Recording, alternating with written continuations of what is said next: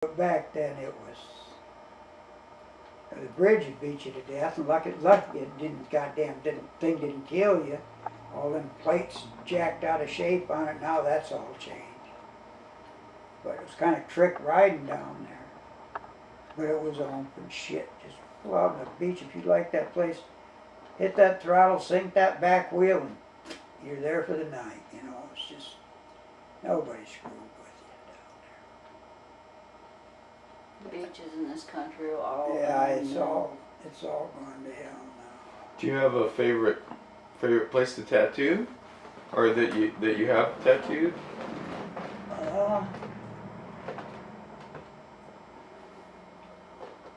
Well, I kind of like it along the Outer Banks, North Carolina. You got Jacksonville there, you know, the Marine base. And then you got Cherry Point. So you got military traffic there, although it's not good like it used to be. But I like that coast. I like surf fishing. I like shark fishing. And I like it along the Outer Banks probably better than anywhere else that I've fished. As far as, you know, ocean fishing. And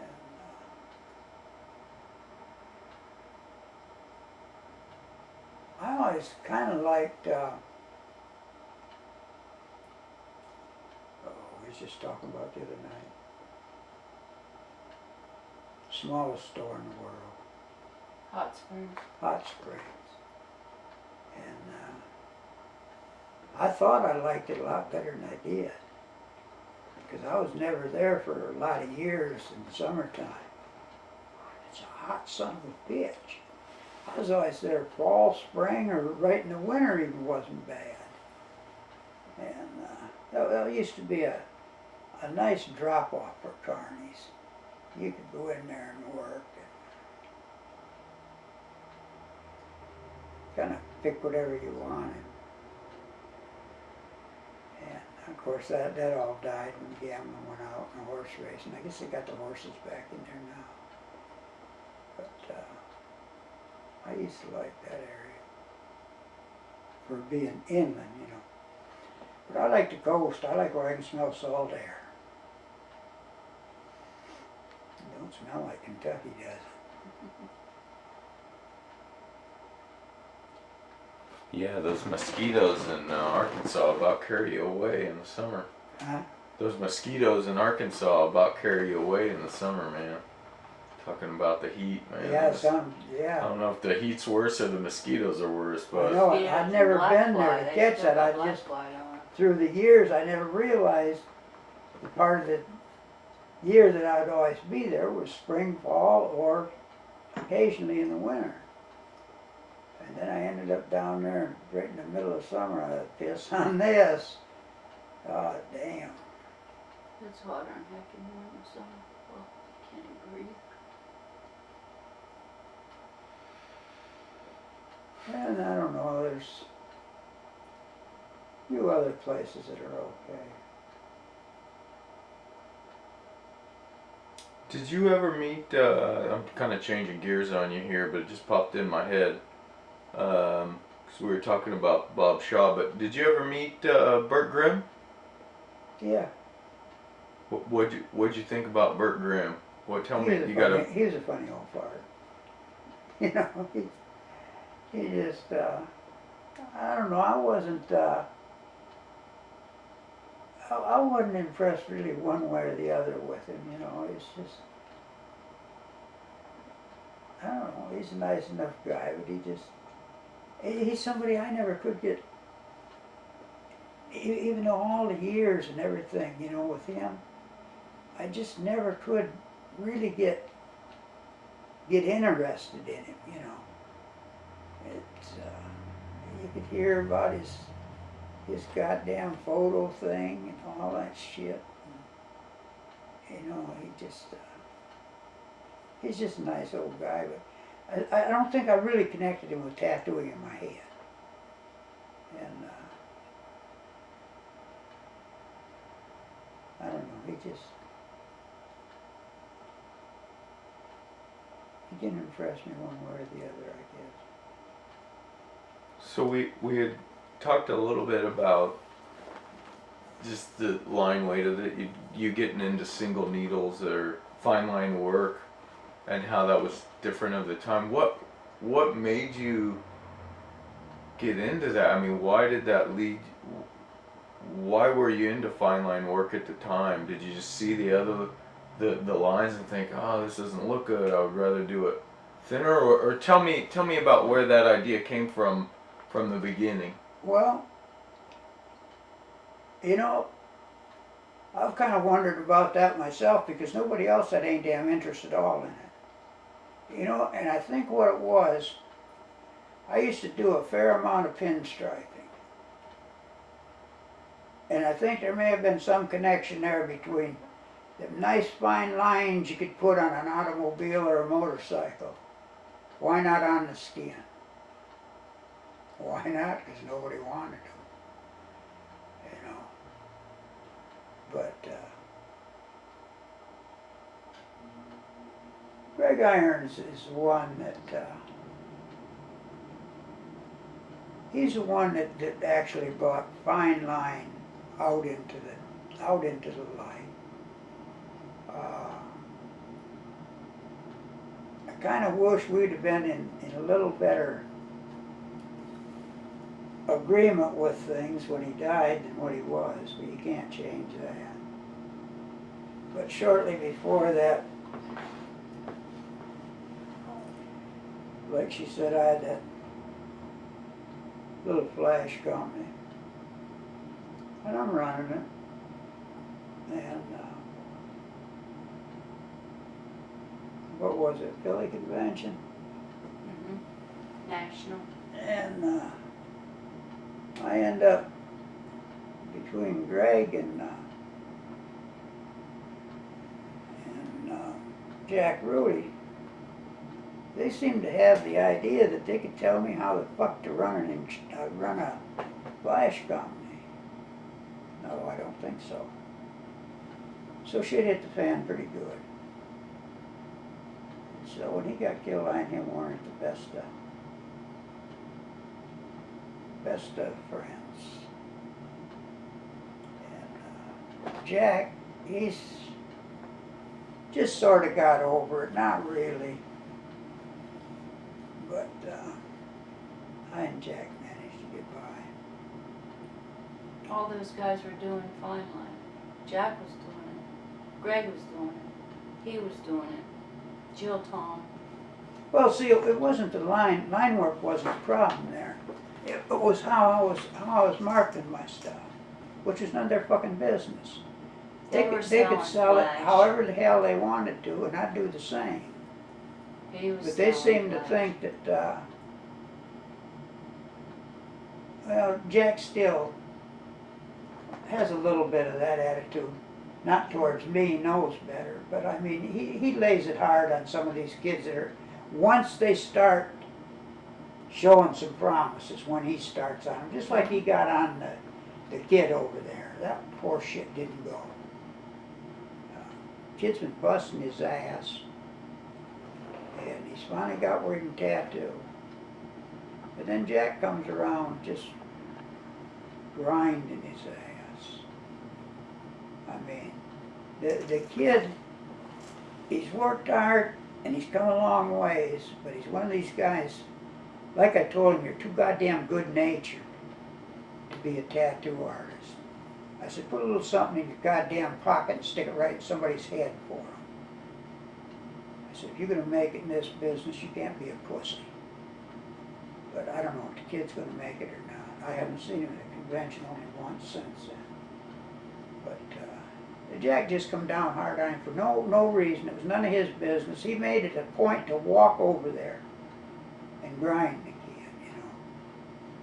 The clash over flash was, Yeah. you were selling it. See, what I was doing a regular hustle sale, okay? I put my flash on the market. I was doing mostly 10-sheet sets, okay? I put out my flyers. Then when the sales started to drop, so did the price.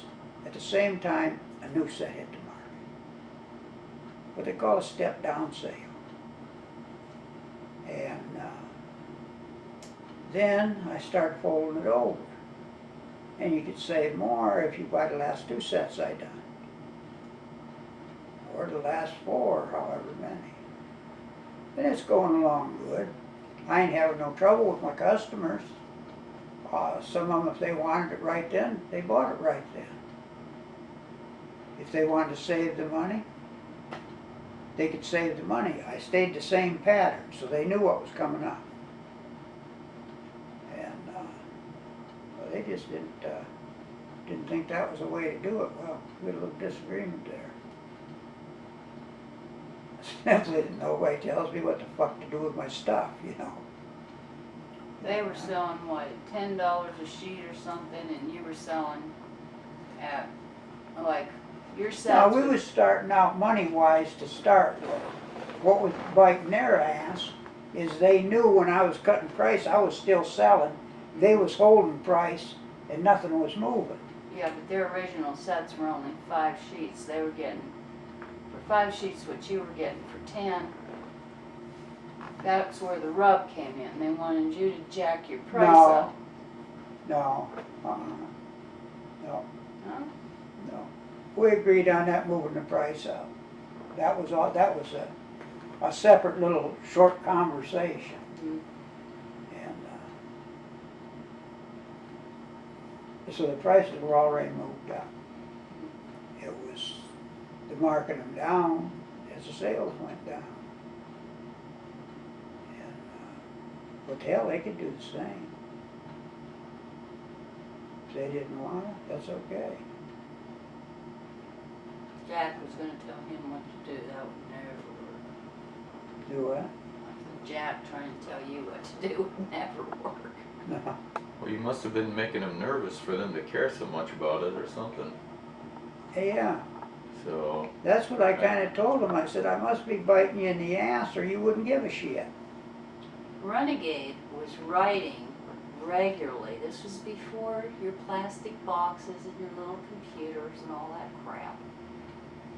He Yeah, was that's what- writing handwritten letters to 400 artists worldwide. This wasn't to sell his flesh. This was just because he was interested in what tattooing was doing everywhere. Which And is more something we've people all the lost now time with the computers. trying to add on to the list, trying to write to him, to get him to write to them, because, you know, when they were writing to 400 people, these people all knew somebody else that would be interested in corresponding with him. I mean, he, at all hours of the night, he was either drawing or he was writing letters. I don't know when he was sleeping. He was tattooing 8 hours a day. 8 was usually on 12. Yeah, sometimes. But that's one thing that griped their asses, because they knew I was getting so many out of the country sales. But that was because of people that I knew through. Some of them repairing machines, some of them just swapping information. And He was so. doing cartoons for Ultra of Yeah. England for their newspaper and all that Yeah, I stuff. did a monthly cartoon thing, and He traded a I set was of going to do a Flash regular for- comic strip, but I just had no time to do it. They had some color he was interested in, so he traded some Flash, a Flash set or something to them. That's the one, Stone Pups was in that. If you ever see that sheet, a lot of people have that sheet. It's called Stone Pups. It's these little puppy dogs with, you know, pot leaves and crap. But Smoking that and went chilling. over They weren't crazy. that hot here, but Crazy overseas wild they in were. England. England just, and so the Yeah. company took that set in exchange for some color they had. That's a nice Then color. I ended up selling out to Ultra of England. In fact, some of my Flash is still in their catalog, but that's 2-year-old information, because there's a chance that Ultra's folded out now. Yeah, I heard that. But it just come from maybe the guy I was never who told us that, but I remember. more than telling me, I think he was asking me if I knew, which I don't know. But when I sold out to them, you know how them limeys are to deal with. So we done some trading. And I got some of the best red I've ever had in my life from them.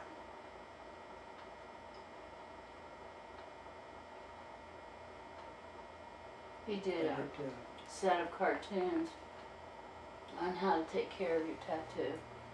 And he yeah. did the ones in the bathroom. Did you see those? Yeah. I can't remember. What else? You did another set. What was the other set? It was how to take What was the care of- one I done every month for them? Do you remember what that was about, or was that That just was a... the little night. Was Yeah, that the little night? Yeah. That was starting out to go somewhere, but I didn't have time for it. I had ideas for that. You didn't have enough hours in any day. Just was no time. Shit, I was getting where I wasn't sleeping at all. What made you so motivated? I mean, you would tattoo all day and you would write letters and draw all night. I mean, what was the... Well, He's a tattoo artist. as far as the cartoons, cartoons to me in artwork has always been something different. You know, it's kind of an escape from what you're doing. Like when I had the sign shop, and same with tattoo. Cartoon is something different. You don't. I don't anyway. I don't answer to nobody on a cartoon. And got me in a little goddamn trouble on political cartoons. You start putting down some real shit for them, and they get important people come and talk to you. And you've got shiny shoes and everything, you know. Especially when you start comparing politicians and car salesmen all in the cocksucker group. I mean, what the hell? If you want to trade to a politician, you got to trade him pussy. If you want to get a good trade in that car, it's the same thing. But somehow it's not. And people know it, but they don't want to say it, I guess. I don't know. But that was the end of my political cartoons. I give them